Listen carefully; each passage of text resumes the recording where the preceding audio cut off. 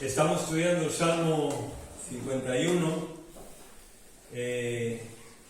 y habla acerca del perdón, como hemos estado diciendo. Hay algunas frases, por ejemplo, puedes olvidar los errores si tienes el coraje de admitirlo, dijo Bruce Lee en un momento de su vida. Y esta frase, sé humilde para admitir tus errores, inteligente para aprender de ellos y maduro para corregirlos.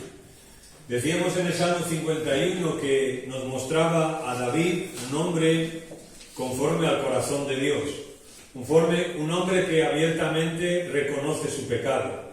No dice simplemente he pecado, como decimos a veces nosotros, no dice si en algo he ofendido, pues perdón, que es la típica frase para no decir lo que hemos hecho, ¿no? Si en algo te he ofendido, perdón, sino que él, al principio del Salmo 51, dice por qué él escribe este salmo, y lo dice porque públicamente confiesa que él se llegó a Betsabé, o sea, tuvo relaciones sexuales con una persona que no era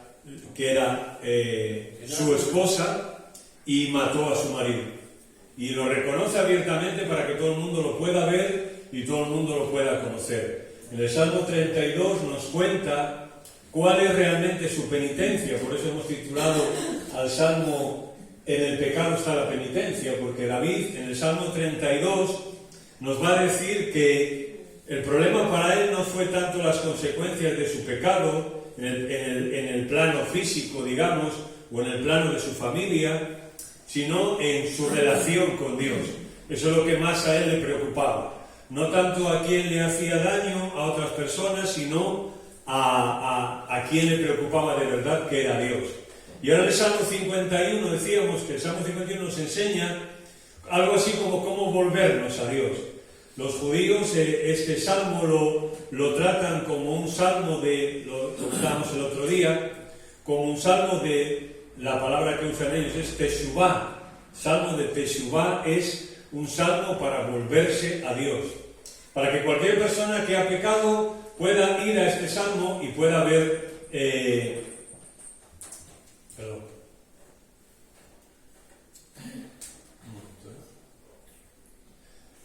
pueda ir a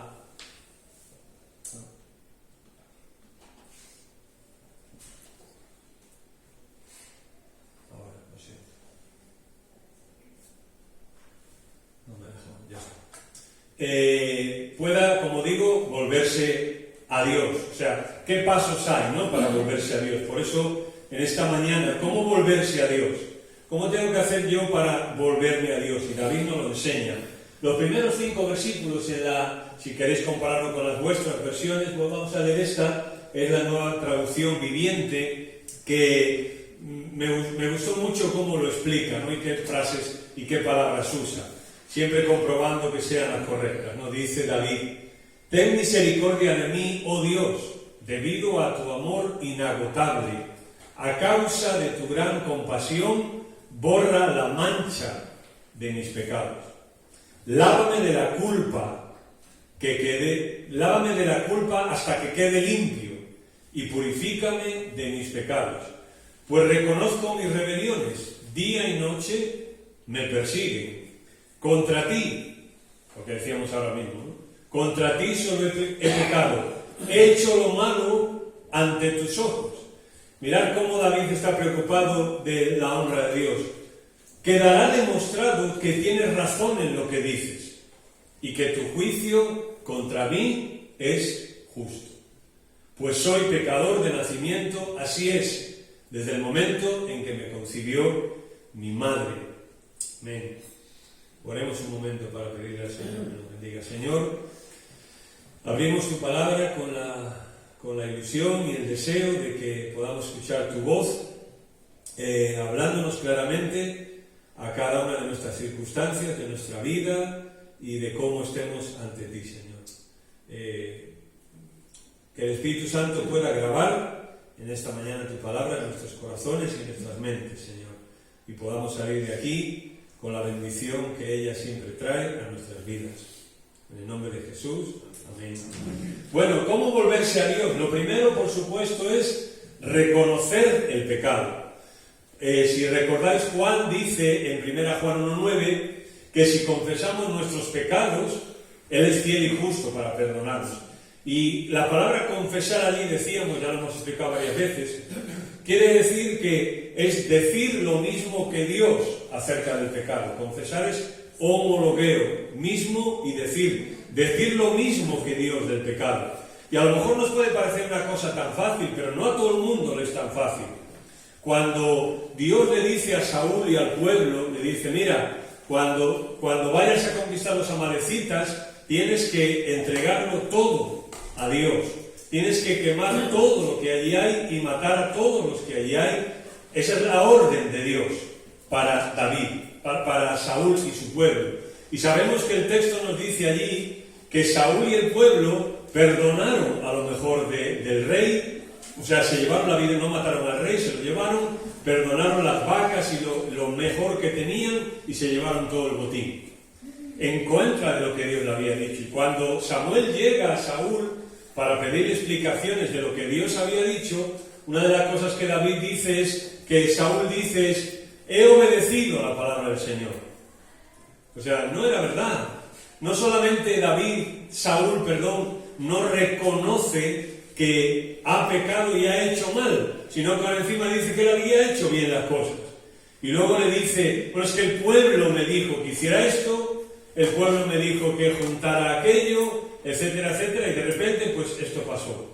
Y sabemos que Saúl no reconoció su pecado. La culpa era del pueblo y además él dice, he cumplido la palabra de Dios. Así que reconocer el pecado no siempre es tan fácil. Mirad, la palabra que David usa aquí para cómo volverse a Dios, la palabra que usa para Dios en el primer versículo es Elohim. Es la palabra hebrea, Elohim. Y la palabra hebrea Elohim, el judío, entendía dos cosas acerca de esta palabra. Primero, Elohim, ellos lo usaban para hacer referencia al Dios soberano sobre todo. Y segundo, al Dios justo. Elohim era el nombre que ellos usaban para hablar del Dios justo. Y mirad, para que el bien tenga su lugar, el mal tiene que ser castigado. Es decir, un Dios justo no solamente puede premiar el bien, sino también tiene que castigar el mal. ¿Por qué? Porque si Dios solo premiara el bien, el bien no tendría ningún valor. Si Dios a todo el mundo le pasara la mano por encima y dijera no pasa nada, haced lo que queráis, el bien no tendría ningún valor, no se apreciaría un Dios justo. Por tanto, la Biblia es lo que tenemos, ¿no? Que Dios es Elohim, un Dios justo, un Dios que trata por igual el bien y el mal también, un Dios justo que se precie, no solo para que el bien tenga su lugar, el mal tiene que ser castigado. Si no, el bien no valdría nada, no tendría ningún valor, y Dios no regala estas cosas. Y mirad, esta era la duda de algunos salmistas, y con lo que lucharon muchos. Si estáis en el Salmo 51 y avanzáis unos cuantos, vamos a leer aquí en la Biblia, el Salmo 73, a partir del versículo 2, cómo el salmista estaba preocupado por esto, ¿no? Porque el bien tuviera una importancia, era que Dios tenía que juzgar el mal también. Salmo 73, 2, en cuanto a mí, casi se deslizaron mis pies, por poco resbalaron mis pasos. Y ahora dice porque tuve envidia de los arrogantes viendo la prosperidad de los impíos. O sea, impíos en la Biblia es aquellos que hacen el mal. Y dice Asaf, no tienen dolores por su muerte, pues su vigor está entero. No pasan penalidades como los otros mortales, ni son azotados como los demás hombres. Por tanto, la soberbia los corona, se cubren de vestido de violencia. Los ojos se les saltan de gordura, logran con creces los antojos del corazón. Se mofan y hablan con maldad de hacer violencia, hablan con altanería, ponen su boca contra el cielo y su lengua pasea la tierra. O sea, ¿sabes lo que está diciendo? Es, Señor, ¿no ves el mal que está ocurriendo? ¿No ves lo que ciertas personas están haciendo? yo estoy aquí haciendo el bien, dice Asaf, ¿tiene algún valor hacer el bien? ¿Vale la pena obedecer a Dios en la vida? ¿Vale la pena no apartarse del camino que Él tiene? ¿Vale la pena ser una persona honrada, honesta? ¿Vale la pena seguir al Señor? Porque, Señor, yo veo alrededor y veo los que hacen el mal, que no les pasa nada y que siguen igual, como si nada. Así que es verdad, así que esto es verdad. Y David ahora en el Salmo 51 lo aplica a su propia vida. Y David en el Salmo 51 lo que está diciendo es, Señor, es verdad que aunque yo a veces he hecho el bien y tú me has premiado por ello, Señor, ahora yo he hecho el mal y yo voy a ser castigado por ello. Y David dice, y en el momento en que yo sea castigado por el mal que he hecho, tú serás justo en ese momento. En el momento que tú le des importancia al pecado de mi vida, tú serás justo, Señor. No harás acepción de personas conmigo ni con nadie, Señor. Y por eso David derrama su corazón delante del Señor, porque necesitamos protección. Hasta de nosotros mismos necesitamos protección. Mirad el Salmo 19 lo que dice. Salmo 19 lo que dice. Salmo 19, el versículo 12. Salmo 19, el versículo 12 dice allí el salmista: ¿quién podrá entender sus propios errores?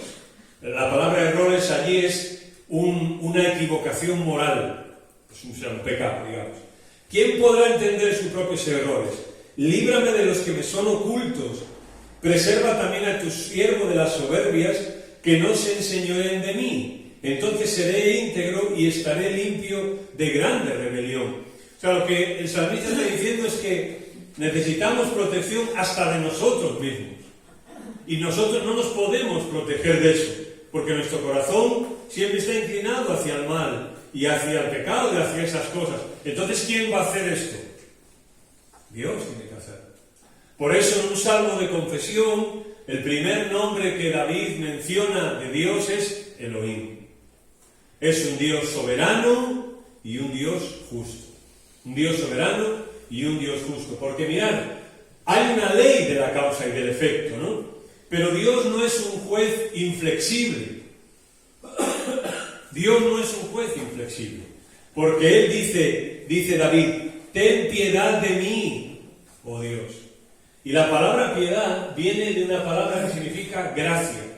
Y esa palabra gracia viene a su vez de otra que significa gratis, algo gratuito. O sea, cuando David pide piedad, lo pide de una forma gratis, gratuito. ¿Por qué? Porque David sabe que no puede pagar por la piedad de Dios.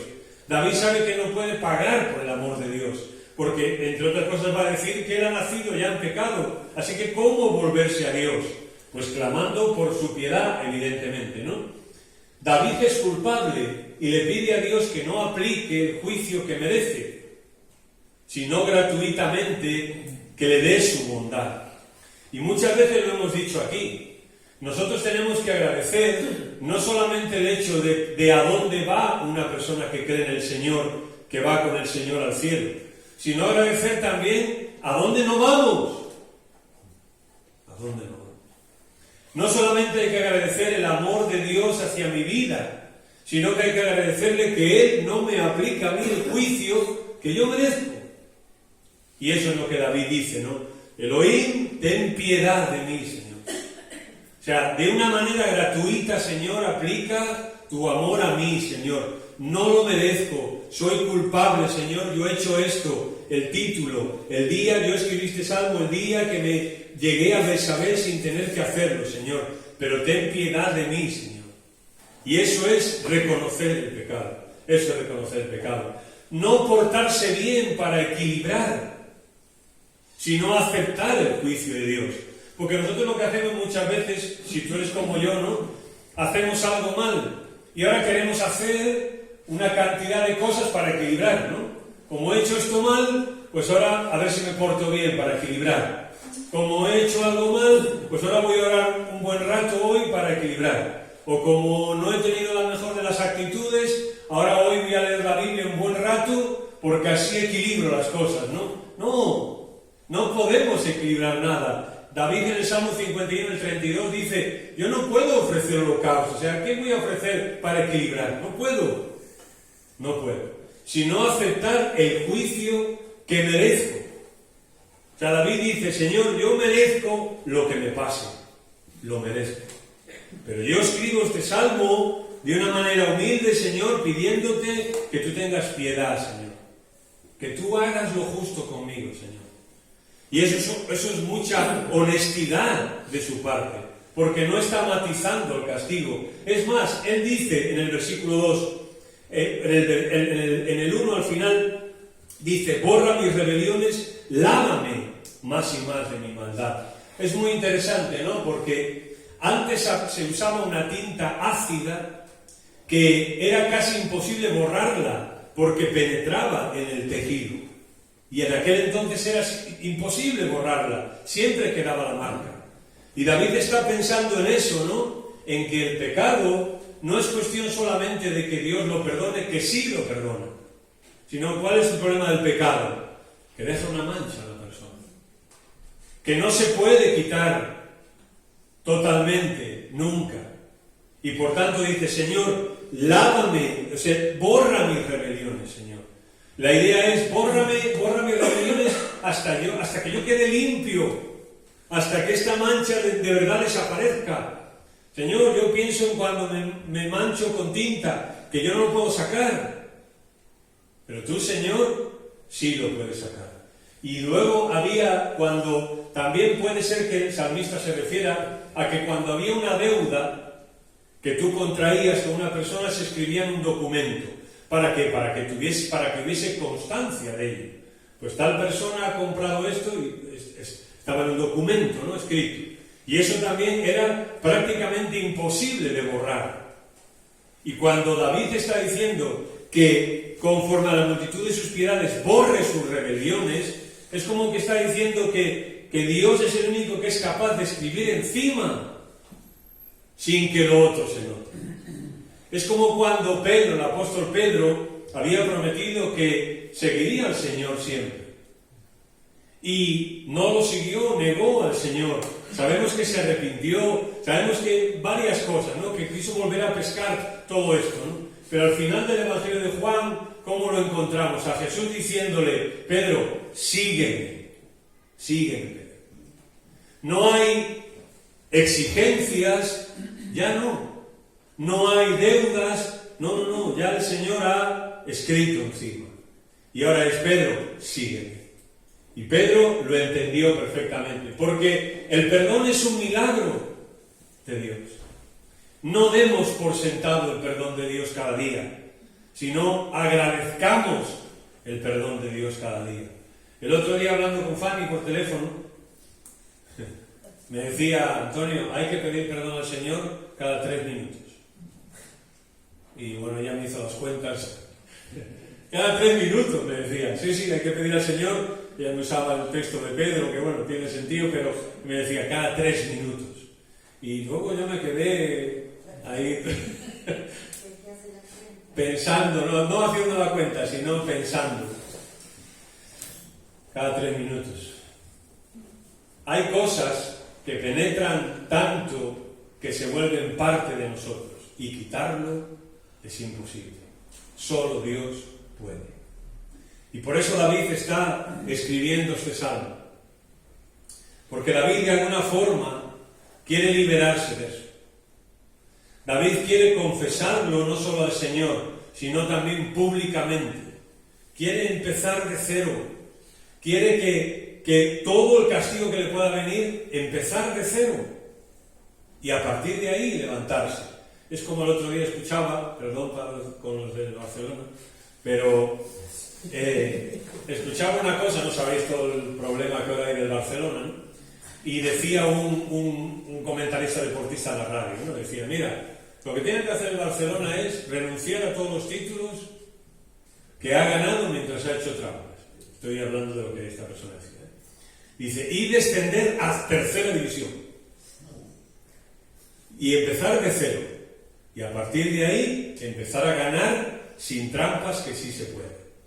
Y yo, como sabía que tenía que compartir esto, no dije, es verdad, qué ilustración más buena para nosotros, ¿no?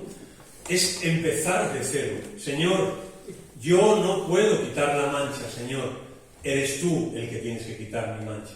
Y aquí podemos ver que el grito mayor de David no es tanto contra las penosas consecuencias de su pecado, sino el mal de su transgresión. Mirad lo que decía Spurgeon. Spurgeon decía que el pecado tiñe el cuerpo y tiñe el alma, y la hace la más vil, y hace del hombre la más vil de las criaturas, decía él. Ningún sapo es más vil y repugnante que un pecador manchado y contaminado por el pecado a la vista de Dios, decía él. Nuestra oración debe ser: Señor, lávame hasta que no quede rastro de contaminación en mi vida. Por eso tiene sentido lo que Fanny dice, ¿no? De orar, pedir perdón al Señor cada 3 minutos. El significado básico de la palabra, si juntamos todos los conceptos y todos los términos que el Antiguo Testamento sobre todo usa para la palabra pecado, podríamos resumirlo de esta manera, ¿no? El significado básico de la Biblia de la palabra pecado es perder. Es perder. Ahora, sabemos que hay alguien que está interesado en decirnos que no, que es ganar. El Señor le dijo a Adán y a Eva, Adán, no hagáis esto, porque en el momento que hagáis esto, perderéis. Porque vais a morir, porque vais a perder la comunión con Dios, porque vais a perder este paraíso en el que estáis, vais a perder la vida, vais a perder la salvación. Y sin embargo, Satanás nos convenció de que no pasaba nada, de que podían seguir adelante. Por eso David en el versículo 3, yo reconozco mis rebeliones y mi pecado está siempre delante de mí. Y volverse es arrepentirse desde dentro, desde dentro. Señor, si he fallado sin querer, también te pido perdón. Si hay cosas en mi mente torcidas, ideas que inconscientemente he entendido mal acerca de la vida y de mí, de mi relación personal con Dios o con los demás, también te pido perdón y te pido que me rectifiques. Si hay algo en mí, una actitud realmente de rebeldía, también te pido quitarla de mí. Situaciones que pasan no son solo fallos en concreto, sino que viene de dentro. Cuando nosotros analizamos nuestra vida, la mayoría de nuestros pecados, de nuestros errores, de lo que nos pasa, no son cosas externas, sino que salen de nosotros. El pecado sale de dentro de nosotros. Cuando problemas con gente, problemas con situaciones, problemas con nuestra vida, problemas con la obediencia, problemas con el Señor, salen de dentro de nosotros. No podemos echarle la culpa a los demás y a las circunstancias. David, cuando reconoce su pecado, no está diciendo, bueno, sí, yo pequé con Betsabé, pero es que Betsabé subía a bañarse no sé dónde. No dice, bueno, yo pequé con Betsabé, pero es que en ese entonces estaba pasando una mala época, una mala etapa con mi mujer, entonces pues, no. No está justificando su pecado, no está diciendo que el problema son los demás, sino está diciendo, reconozco mis rebeliones y mi pecado está siempre delante de mí. ¿Qué le dijo Dios a Caín y a Abel, no? Sobre todo a Caín le dijo, el pecado está siempre a la puerta. ¿Os acordáis, verdad? Ahí está siempre. Hay algunos versículos que son bastante gráficos, ¿no? Dice Proverbios, quien encubre su pecado jamás prosperará. Quien lo confiesa y lo deja, halla perdón. A veces hemos asociado el confesar el pecado con prosperar en que nos vaya bien. No. En la prosperidad que en este versículo está en encontrar el perdón de Dios. No en que me va bien o mal en la vida. No. Quien encubre su pecado jamás prosperará. está ahí estancado en ese estado de mala relación con Dios. Pero el que lo confiesa y lo deja, halla el perdón. O sea, la prosperidad está en el perdón. Da igual que nos vaya de una manera u otra en la vida, es tener perdón, es tener esa comunión con Dios. Ayer estábamos viendo con los jóvenes la película de La Pasión de Cristo, de Mel Gibson, que deberíamos de verla, no sé si de vez en cuando, pero es una película tremenda, ¿no?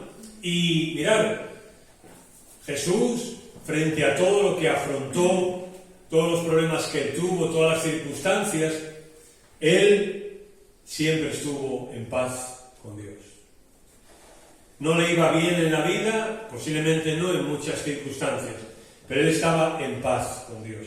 Así que quien encubre su pecado jamás prosperará. Quien lo confiesa y lo deja, halla perdón. Dice Mateo 3:8, produzcan frutos que demuestren arrepentimiento. Produzcan frutos que demuestren arrepentimiento. David mostró uno de sus frutos. Cuando el profeta llegó, le dijo, sabéis la historia que contamos, ¿no? Que el profeta Natán le cuenta, y dice, David, tú eres ese hombre. Inmediatamente David confesó su pecado y demostró que estaba arrepentido. ¿Cómo lo demostró? Pues dejándonos este salmo. David podía tranquilamente ocultar eso. ¿Quién se iba a atrever a escribir algo de David así? ¿Quién se iba a atrever a cuestionar eso lo vamos a ver un poco la semana que viene, ¿no? ¿Quién se iba a atrever a cuestionar la versión de David? Si David hubiese dicho, no, yo no he hecho nada, este profeta cortarle la cabeza que no sabe lo que dice, esto no fue así y tal, ¿quién iba a contradecir a David? ¿Alguien? ¿Algún voluntario? Nadie, porque nadie se atrevía en ese entonces a... No, esto no es así, esto no es como se cuenta. Nadie se atrevía. Sin embargo, ¿cómo muestra David sus frutos de arrepentimiento? Pues diciendo, sí, es verdad, esto es verdad, y esto ocurrió así. Mostrar frutos de arrepentimiento. Dice Joel 2:13, en otra versión, ¿vale? En la versión Dios habla, creo que es. Rásguense el corazón y no las vestiduras. Vuélvanse al Señor su Dios, volverse, arrepentirse. Porque Él es bondadoso y compasivo, lento para la ira y lleno de amor. No cambia de parecer y no castiga. Mirad, rasgarse las vestiduras tenía que ver con la actitud tuya hacia el pecado de los otros.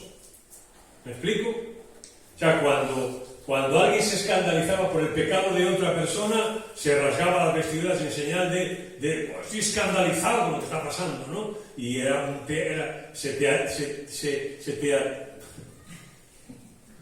se hacía teatro con eso, ¿no? Era una forma de teatralizar. Me rasgo las vestiduras, ¿no? Estoy escandalizado con esto. Mientras que rasgarse el corazón no tiene que ver con escandalizarse hacia lo que otros hacen, sino escandalizarse hacia lo mío.